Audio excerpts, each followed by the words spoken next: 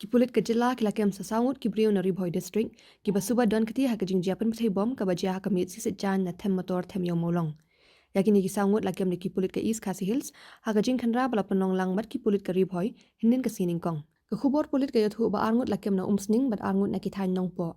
Kekubor ke yathu ruban nakini kibriu kipulit ke yo ruban kurup yo bom IED bom pat pynbthei. Kikubor ki bom pat lapan pintikna la yathu bakini ki arngut ki donjing thmu ban pynbthei yo bom hanong po.